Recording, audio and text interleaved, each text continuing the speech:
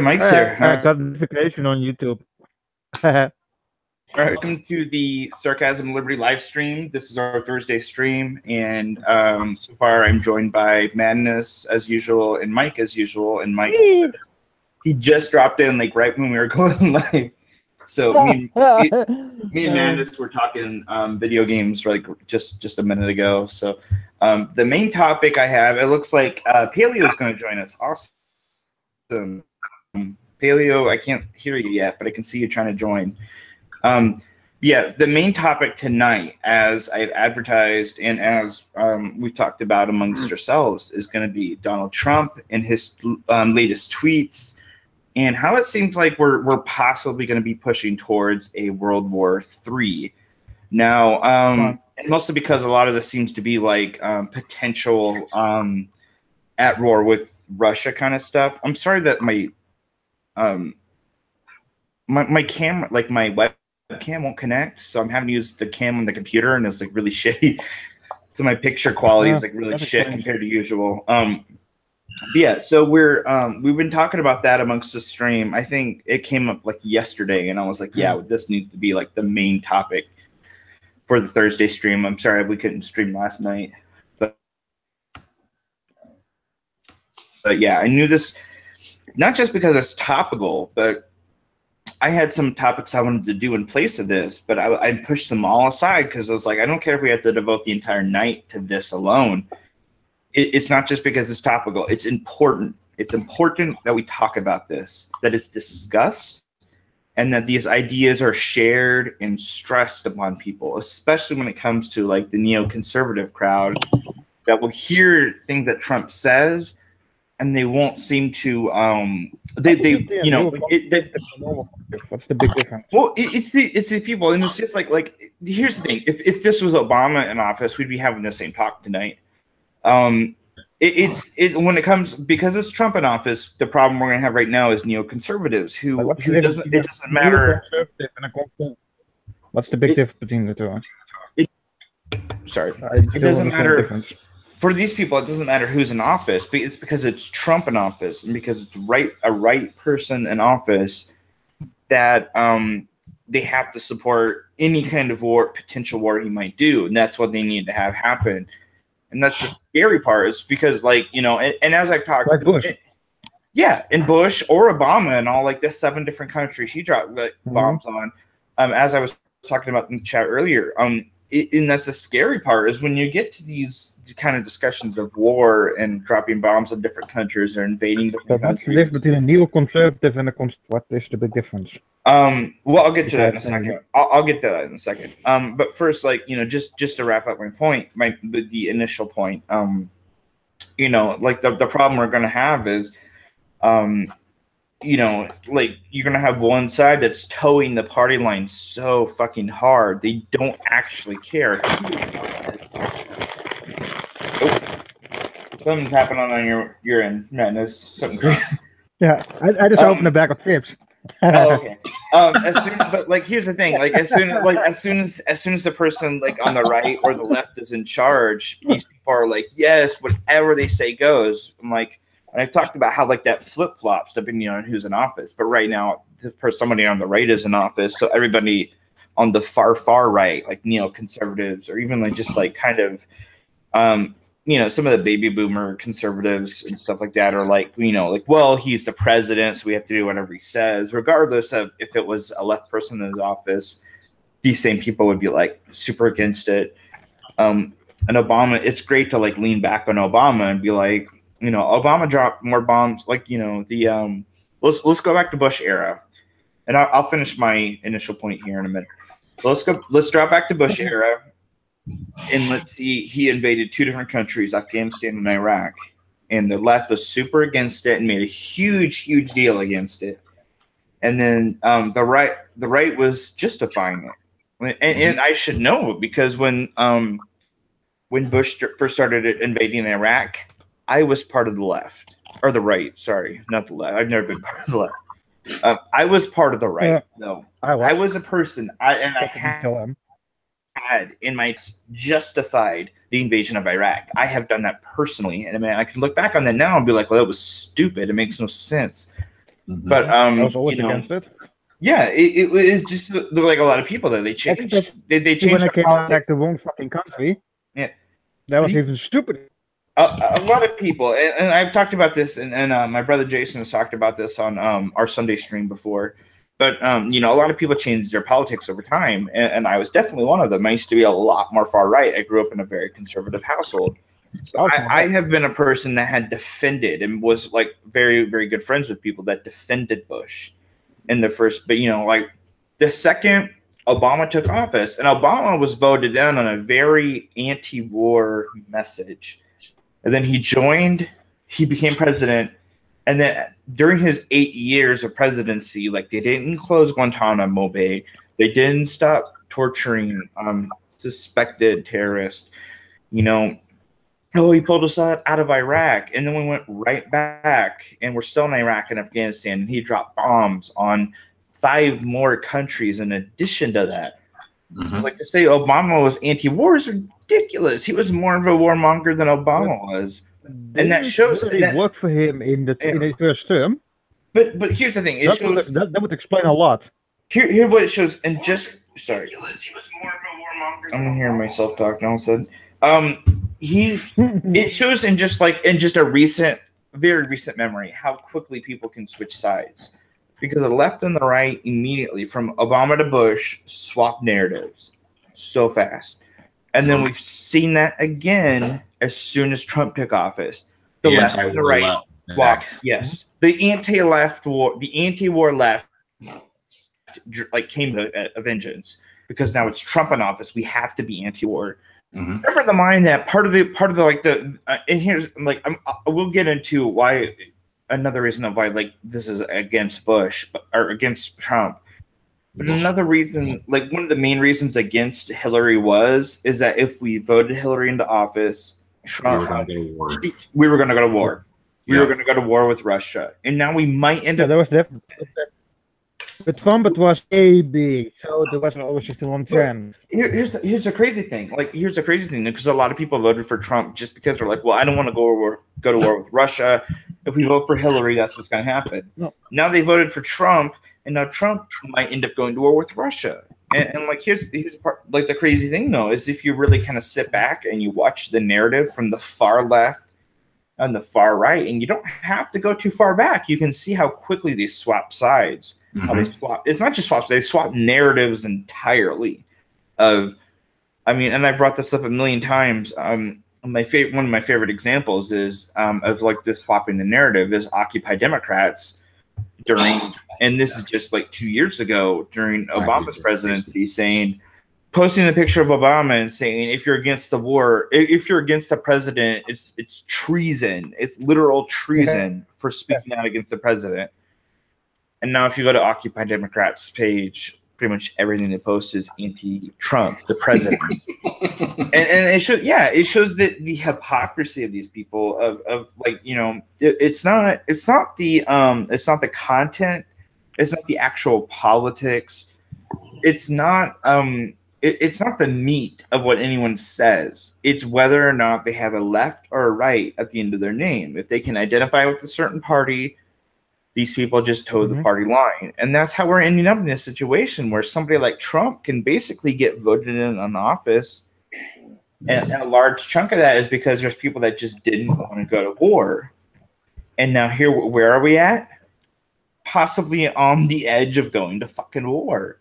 And then these same people I guarantee there's people out there who have said one of the main reasons of why they didn't want to vote for Hillary was because they didn't want to go to war, and have voted for Obama or voted for Trump for that reason, and are now defending the actions of the president. So I feel like that's a good setup for it. Mike, okay, Paleo, real quick. Can you try to talk? Because I can see that you're in the stream, but I can't hear you. Yeah, is my microphone working? Yep, you're working, man. It's great to hear you. Welcome to the stream. Mike, real quick, if you don't mind. What's the difference between a neoconservative and a conservative? You would explain that. Okay, yes. I will do the difference. Okay, Mike, could you do that for me real quick? Because I got to get on the stream to check the comment. the stream comments on my phone. Can you do that for me real quick? What's that? The difference Conservative between and neoconservative? yeah, con and neocon. Mm-hmm. Basically, neoconservatives are war hawks. Neoconservatives, they are all about war. You have conservatives and then you have neoconservatives. Basically, it's like socialism of the right, all about military spending, all about spreading democracy, nation building, all those socialist programs that people on the right love. Big government, but Basically, people like Richard Spencer, basically. Well, What's that? And maybe hold on real quick. Maybe you Basically, can people like Richard Spencer because he's a socialist. possibly That are get right someone wing. up as just as could Mike, would you say it's fair to sum it up as the extreme of the right? The far extreme of the right. Like the some of not just the basic, but the more well-known attributes that are given to the right or that the right take up themselves kind of like blown up to a larger proportion. Would you say that's more right? yeah, as I was saying, like the big government of the right. George Bush was all about big government on the right. John McCain, Lindsey Graham, they are all about big government programs that the right favors. Yeah. So yeah, I guess you could call it the extreme of the right, but it depends on what you're looking at. They're the control freaks of the right. Yeah, There you go. That's basically like Richard Spencer and the alt-right, basically. Part of what I wanted to say, jump in with real quick, was that you have the right who, for the majority, especially when it comes to you talk to the average conservative, they're going to be more pro small government. You talk to the neocon, they're going to put up a front of small government, but every single thing they want to do it just can only be achieved by a larger, more expansive, more intrusive government. And I feel like that might be the line between neocon and con is conservatives, traditional conservatives actually do want a smaller government. Neocons put up the front of a small government, but every one of their goals actually can only be achieved by a large, intrusive government. If that makes sense, I would leave it there. But if not, then we can dive into it a little bit further. Yeah, one thing I want to touch on that Mike said was that I don't think that they're really into spreading democracy. I think more what they're into is spreading more U.S. control over other countries. Not really democracy that they want. What they want to do is they want to place these puppets in charge of other countries so that they can just control them and do whatever they want. I mean, Gaddafi was a perfect example. Yeah. Gaddafi was horrible towards his people. And from what they found after he died was that he was probably the richest man on the planet because of all of this gold and the cash that he had stored. But once again, this is a guy that they liked, and they kept him in place because he was controlled by the United States. Yeah, and so they look to put these puppet governments up into place so that they can just have that kind of control. They don't care how they treat their people, what they're doing, but as long as they have the U.S. influence there, then they're perfectly okay with it. I think, Paleo, what you brought up is a great segue into what first a primary point I want to make is the what were Trump's tweets. The secondary point I want to make is why would anybody want to go to war with the Middle East? What could they possibly what could they gain from going to war? What could a president gain? If there's more war coming in there, that means the refugees all come to the EU and we're getting with shit. Yeah, and what happens? What the fuck happens now? From what Paleo said, I think is a great segue into what the second point I'm going to want to make is when you have these countries, you have these really rich leaders, you have these really rich people that have a lot of influence, and then the U.S. goes in and they decide, hey, you're going to be the leader now. You're going to be the leader of this whole country because we decided we didn't like the former leader, and all of a sudden this country owes the U.S. favors and money and all this other stuff and support and backing. Right, and they keep those leaders rich at the same time. Exactly. And that serves the point of for anybody who would ask, because if you can get the point across that if you can get somebody to get past the Trump wants a war in the Middle East, or Obama wanted a war in the Middle East, or Bush wanted a war in the Middle East. If you can get somebody past that point, one of the first questions they're going to ask is, why would they want that? And what Paleo said was a great point, because the leaders we prop up and the leaders we pull out, we destroy regimes and leaders that don't cooperate with us, and then we put into place leaders that have more power, more influence, and who will cooperate with us as a country. One of the reasons why they joined World War II, because after that, Europe owed a lot of money to America. Mm-hmm.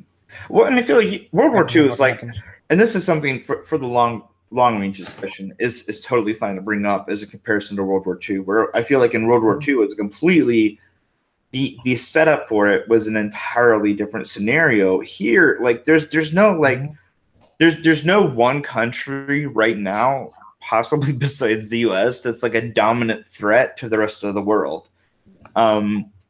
There's no one country like Germany was, and there's no like Axis power. There's no like several countries join that are actually and, like, yeah, and who aren't like even trying that army is like washed, but it's getting weaker thanks to the league because they fucked up.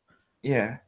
If you look back on World War II, and you can even do this on World War I, but look at World War II especially because it's the one most recent in our minds. Look at the state of the world there, and then look at the Axis power. None of those countries were trying to hide the fact or be shy about the fact that they wanted to expand their power. That was the entirety, like part of their belief system was expanding their power. So, we don't really necessarily like the closest I feel like you could probably come in relation to that is to the Muslim faith. But even if you really do that with the Muslim faith of them like wanting people to convert to that, they aren't like necessarily a global threat the way that like countries with entire armies are. It's not like the best that the Muslim faith can do is you can have a fringe group of people who are willing to actually act out terrorism. But to decide that, like, okay, because it's not, first off, it's not a nation, it's a religion, but I feel like that's a whole nother discussion for another day. But I feel like that's the biggest differences between World War II and now is you don't have a country that's a global threat that is open about the fact that we want to take over the world, where you can look at and be like, this is the obvious enemy. And we can't really do that today because it's now a religion that wants to. That's the big difference as well. Well, and it like a lot of like our conflicts in the last I don't know, like 30 fucking 40 years have come down to politics. It's been so political, so much of not just our wars, but just the conflicts we've been in, just the skirmishes we've had, the Cold War, everything's it's come down to politics. Not actual like threat of human life, not like, oh my god, if we don't engage this person, we are gonna fucking die. It's come down to politics. And I feel like if you can point that out, you can be like, okay, here's the difference. Like, this is the enemy as long as your politics are a certain way, not just the enemy because that's like their ideology. It's not the Nazis putting people into gas chambers. It's not Japanese soldiers like going through villages and just like raping survivors and like just some of the horrific things that Japan army did under that emperor, and all this awful stuff the Nazis did under Hitler. It's not like that. You can't point and say here's the obvious enemy. It comes down to how you, and I feel like that's a big point that should be made, especially when it comes to war, is if you can try like for a second to be non-objective and say, okay, the divide on this war is purely political. The right believes in this war, the left doesn't believe in this war, or vice versa. If it comes down to pure politics, where the enemy is not that easily identified, maybe they're not necessarily like the actual enemy we should be going after. Maybe it's the enemy of that political party. And I feel like if anything, and I'm glad I got this out of the way, off my chest very early in the stream. If anybody takes anything from the stream, I really want people to think about that for a second, especially because like if you're on the right or the left, just jump back to Obama and look how quickly everybody changed sides. look how quickly those ideologies swapped. And then think about maybe this enemy they're going after, especially if you're pro going after them, maybe this enemy they're going after is too politically charged. It's because the people who want to go after them only believe in the party line, not because they actually believe this enemy is a legitimate threat to our everyday lives. So since we kind of just already dived into the topic, I would like to go over some of Donald Trump's specific tweets. Mike, if I'm not correct, just call me out on it, but I do believe you might have been the one that first brought up the Donald Trump tweet to our group. Would you mind kind of like, you don't have to read the tweets verbatim, but if you want to give like a quick like oversight into what the tweets were in general? Or what, like, at least that one main tweet that you sent out. The one that tweeted out yesterday, where he said, Russia vows to shoot down any and all missiles fired at Syria. Yep. Get ready, Russia, because they will be coming nice and new and smart. And he puts smart in quotes. I'm assuming he's talking about smart bombs here. Yeah. And he says, you shouldn't be partners with a gas-killing animal who kills his people and enjoys it. That kind of language. Well, it was very aggressive, which a lot of Donald Trump's tweets are very aggressive. It's not necessary. No, not at all. And like, there's a difference between like being a little aggressive towards some like senators or congressmen or other politicians that are currently in office. There is a difference between being slightly more like aggressive than necessary, which I don't agree with. But there's a difference between being slightly more aggressive towards people in your own country and people like, technically under your position and under your authority. There's a difference there in doing that and going after leaders of other fucking countries. And not just a leader, the country itself. Because he's not singling out a leader, he's singling out a country. Which is probably like, I think what was the most insane to me. And it was just like, dude, simmer down. You cannot like call out an entire country. First of all, not all the people of that country believe exactly what they're doing. The US should be a prime example of that. Look how much dissent we have within our own country. We're doing a whole fucking live stream based off the fact that Donald Trump is probably wrong. I mean, like, this is a prime example of why, like, like your own goddamn country doesn't represent your position. Like, at most, maybe a fourth of it does. It's insane to do that. So to like attribute a thought process to an entire country is not just stupid to make it more simplified, but it's not just stupid, but it's very narrow-minded. It's very like, I don't like what the leader of this country is doing, so I'm gonna like wrap up this whole country and just go after the country. Because what about the citizens over in Russia? And nobody could tell me that they don't exist. But what about the citizens in Russia that are actually like fans of Donald Trump and agree with Donald Trump? Are going to see that and be like, well, what do you mean Russia? Like, why not this guy or this guy or this guy? Like when I see it all the time, like, yeah, I see it all the time because people are like, the U.S. is all like this. I'm like, no, not the whole U.S. If you're going by America, you can think like, okay, this is capitalism. And if you think of Russia, you think communism. That's always been at odds for years. Well, Russia's not been communist for a while. Think about Russia, you think communism, and the link is not that far stretched. The point I'm getting at is like a country is not defined by a fraction of its citizens. And that's the point I want to get to, is that we can't attribute Russia to how we feel about its leaders. We can't attribute America to how we feel about its leaders, or any other country in between. We can't attribute it to how the leaders behave. Because if everybody in America, if everybody in the world thought the way about the average American that they think about Donald Trump, everybody would fucking despise America with every fiber of their being. Nobody would like America. That It this would is be another the fun thing. If you're going by leaders, if you look at Canada, they have a fucking shittiest leader, and everybody makes more fun of Canada than ever. yes. So That's another point. the 'Cause, like, leader okay, does represent the country, and if the leader does dumb shit, well, everybody's gonna I think, would "Oh, that country, you're gonna make fun of it."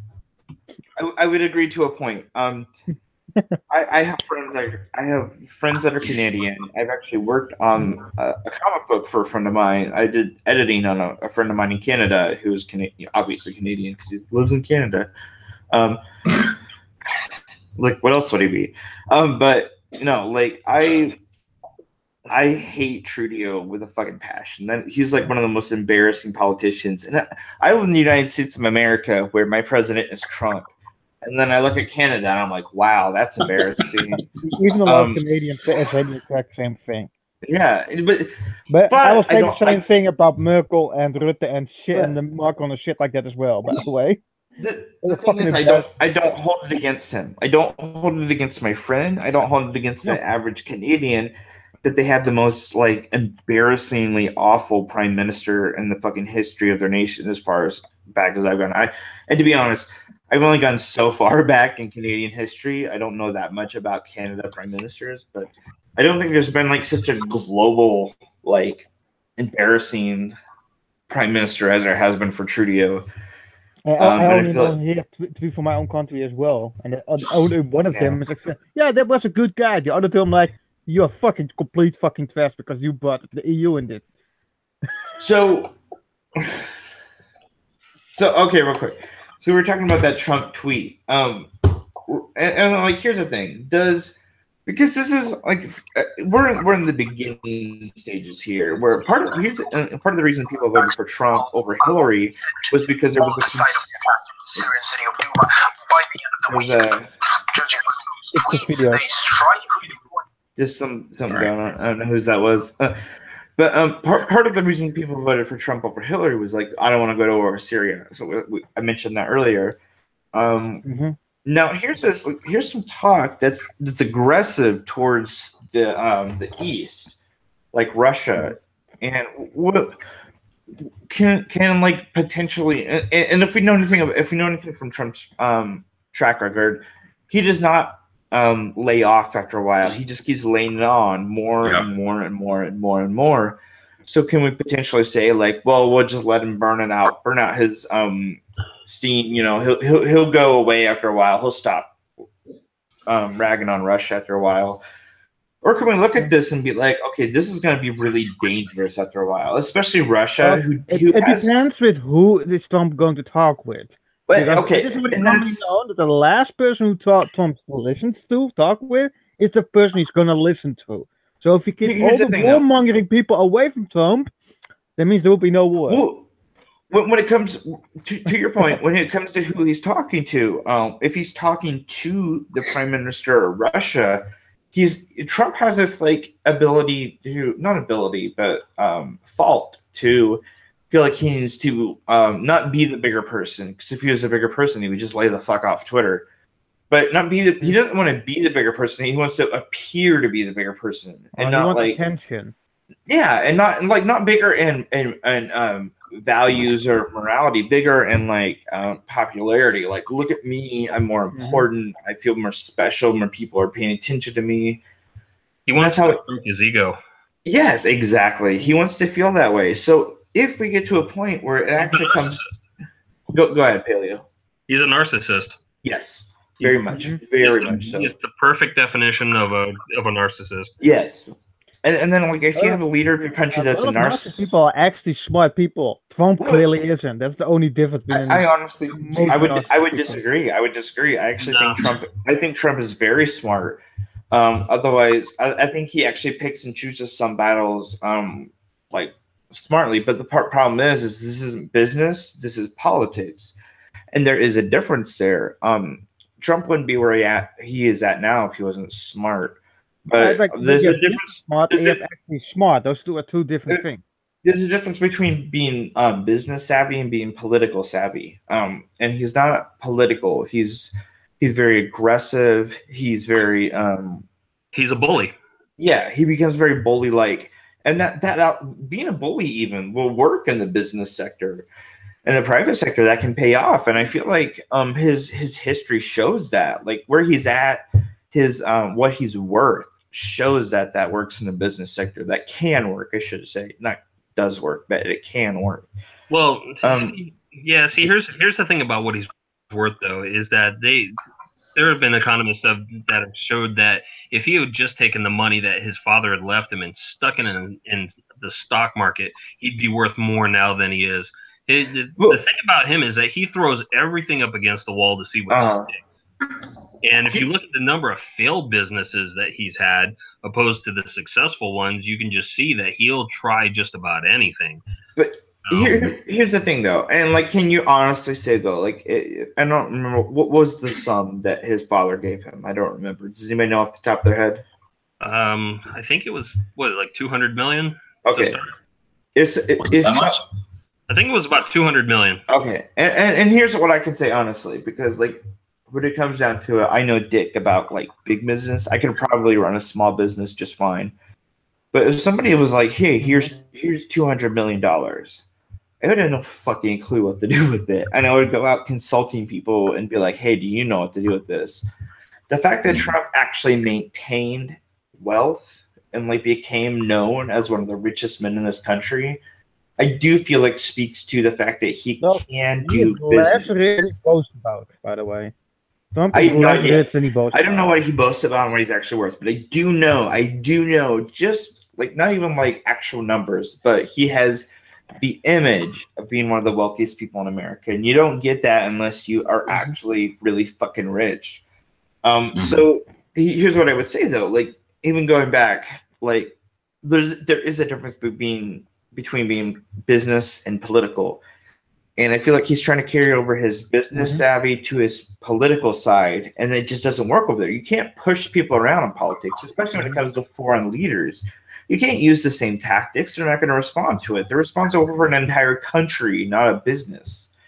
You know, you just can't do that. You can't like puff up your chest and go after these other fucking countries. And when you do that, I mean, you can, but when you do that, what you're leaning towards is war. You're going to create a fucking war. And from what we've seen from just just Trump and just his domestic political opponents, that he does not give in. He'll double down, and then he'll go further and further and further until he feels like he's got his way. He's a child that way. So when it comes down to political leaders who are also the same way, like Putin, who aren't going to like back down, Putin, I feel like is probably like he's like the Western Trump, the Eastern Trump.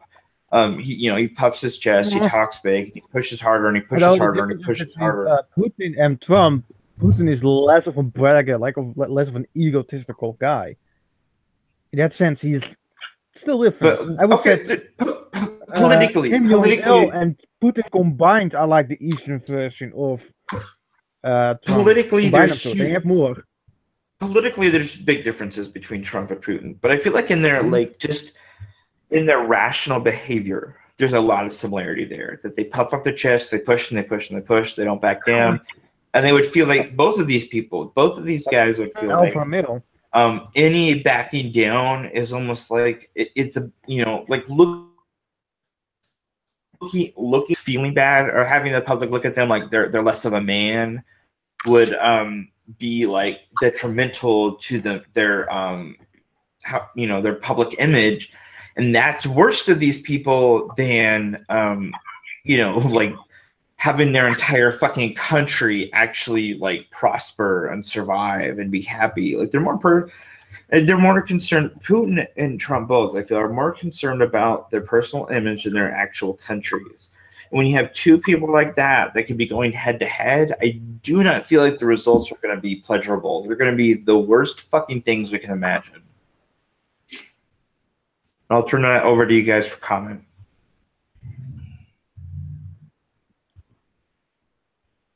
Mike or Paleo, Madness, anybody got a comment on that? Like, just when we're comparing these two world leaders, what do you think are the best or worst outcomes we could face? And Putin combined is more an Eastern version of Trump. I think Putin you're like comes more more mature comparatively to Trump. Okay, I would agree with that. Putin does come across as more mature, but I do feel like politically they behave the same way when it comes to their public image. Mike or Pedro, do you want to jump in on that? Just with these two worlds and their public image and how that could actually affect the global, like the entire world politics. You know. Well, I think one big difference is Putin. I don't think he gives a damn what people think. Mm-hmm. I think he just wants to portray an image of himself being powerful, and however he decides to project that, like, you know, when he takes those pictures of himself with his shirt off, or when he's prancing around like that. But Trump, I think he needs his ego stroked, whereas Putin doesn't. That's why Trump says, "Look at the size of this crowd. Look how many people showed up here. Look how many people are here. People love me. People love Trump." And that's why whenever he would go to a rally, for instance, one where he was in San Francisco, and he would say, "I have many friends in San Francisco," and you know, I'd sit with my wife, and I bet he can't name 3 people that he knows in the entire state. Yeah, right. Yeah, that's a good point. So, that's an excellent point, Bailey. You know, I love that. He's always many, and by the way, guys, call me Tim. Okay, Tim. Sorry, like I don't know what you're. I'm going to talk to you as Paleo. Okay, Timmy. So, Tim, I had a feeling that was going to come from Madness. Too much South Park.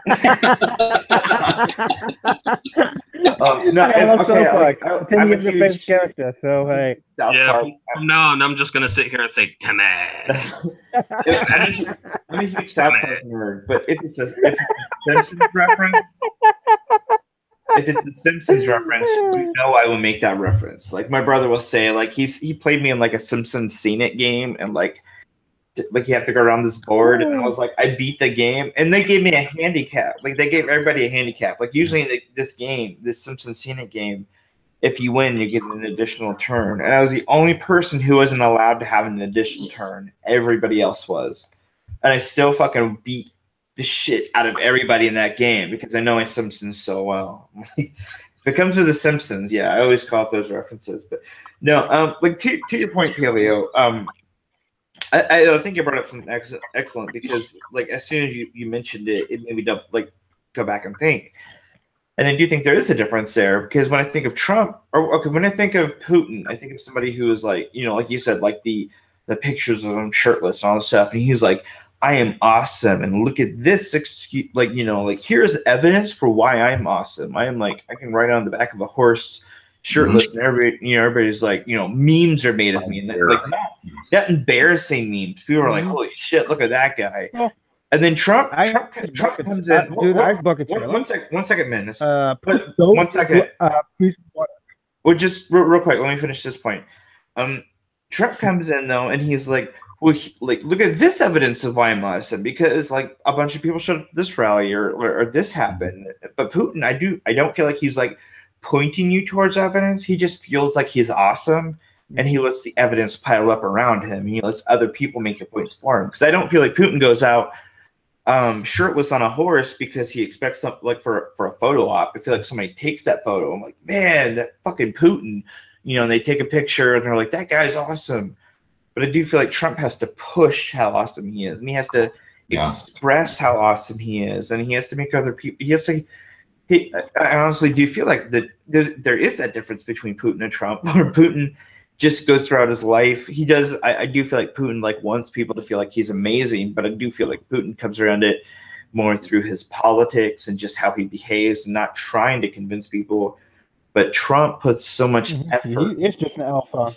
Yeah. Well, another thing too that you look at, like if you want to compare the two, whenever someone, you know, like that Megyn Kelly interview where she's doing that interview with Putin, and she's asking him about, you know, about Russian collusion and Russian meddling in the election, and he sat there and gave this really long like answer, but he was calm. His body language was. I mean, he didn't look bothered by it at all. He just explained himself. Anytime Trump gets in a situation like that, gets to the point where he's throwing insults. I mean, he made that a period joke to Megyn Kelly during a primary.